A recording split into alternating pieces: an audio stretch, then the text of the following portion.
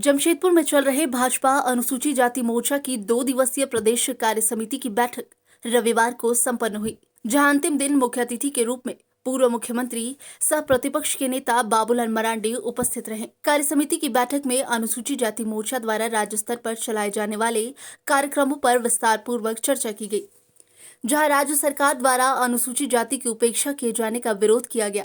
वक्ताओं ने कहा कि राज्य में अनुसूचित जाति एवं जनजाति की महिलाओं के साथ लगातार दुष्कर्म की घटनाएं घट रही है।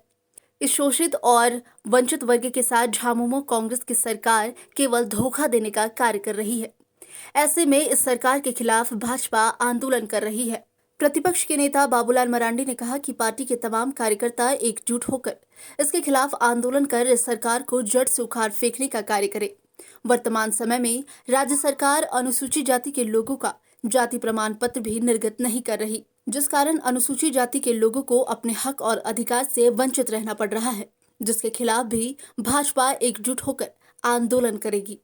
कि आज जो इस राज्य में या देश में हमारी बड़ी आबादी है, उस आबादी को तोड़ने के लिए किस प्रकार से प्रयास चल रहा है, अगर वो प्रयास में वो लोग सफल हुए तो फिर भारतवर्ष में हम सब लोगों का नामो निशान समाप्त हो जाएगा। हम फिर आगे नहीं बढ़ सकते। और इसीलिए मैं आप सब लोगों से यही कहूंगा कि आज जरूरत है कि हमें एक एक लोगों को संगठित करना और भारतीय जनता पार्टी के साथ जोड़ना। उसके प्रयास के लिए जितनी अभी आपको अध्यक्ष जी ने कहा, उन कामों को हमें करना। भारतीय जनता पार्टी ही राजनीतिक पार्टी है, बाकी तो परिवार की पार्टी है। बाकी लोग तो परिवार के लिए राजनीति करते हैं। आपने कांग्रेस पार्टी को भी देखा, उसकी तो एक ही परिवार है। और जितनी भी क्षेत्रीय पार्टी अधिकांश की एकाध को तो वही हालत है।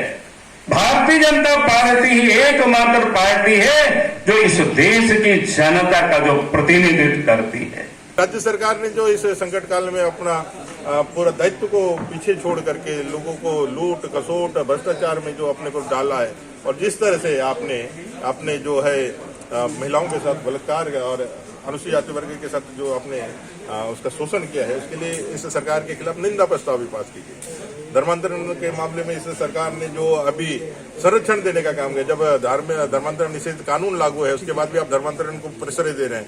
लगातार धर्मांतरण हो रहा है। इसके खिलाफ जन जागरण चला करके गांव तक पहुंचने के लिए, उनको वापस अपने धर्म में लाने के लिए, मूल धर्म में लाने के लिए प्रयास हम लोग करेंगे। हर गाँव तक पहुंचेंगे।